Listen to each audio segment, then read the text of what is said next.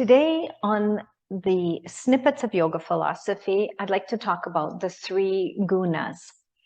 So the three gunas are part of nature. They're the three qualities of nature, or Prakriti. In Sanskrit, nature, or this manifested world, is called Prakriti.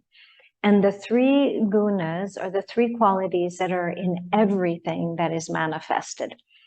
So once we learn about these three gunas, we can determine how we are responding to our environment. And that can help us a lot to find balance and harmony. So in my book, Letters from the Yoga Masters, we have on page 203 a little introduction to the three gunas. It's also talked about extensively in the Bhagavad Gita. So in chapter 3, verse 29, the gunas are touched upon, but really in detail in chapter 14 of how they're active in our lives. So the three gunas are Sattva, Rajas, and Tamas. Sattva is purity and light, harmony and balance. Rajas is activity and passion, moving into action. And Tamas is inertia, darkness, lethargy. And so these three gunas, or qualities of nature, are shifting all of the time in our lives, and they're in everything that we do. So, for example, when you get on your yoga mat to do an asana practice, you might feel fairly rajasic, or, you know, you want to really put that energy out for it. Alternatively, if you look at Tamas, you may really feel a little bit like a couch potato and want to just do a slow, gentle asana practice, which is fine. Or you really, Tamas would be when you don't even really feel like getting on your mat. So it's an inert practice. You're not putting much into it. And Sattva is when you find that perfect harmony and balance for what it is you need today. The things we eat can fall into these categories. If we eat really hot, spicy food, that's called rajasic food. If we eat stale food without any energy or no nutrition in it, that's tamasic food.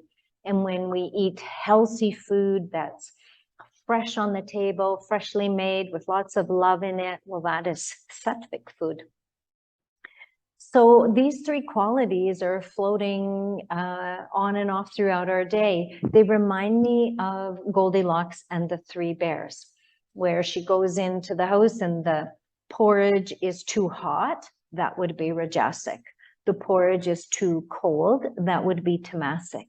But the porridge is just right, that is sattva. And the yin-yang symbol reminds us of these as well, where we have the dark curve and the light curve and the line in between. And the line in between is the sattva, the harmony and the balance between the two opposites. None of these are right or wrong, they just are. So if you think about in your day, you need rajas to get you active and to get going. So rajas, if you overdo it, if you become a workaholic, then it's out of balance. But rajas is that which gets you off the couch. Tamas is that which slows you down to rest and to allow you the time to heal or recover from things. And both of these bring us back into harmony and balance.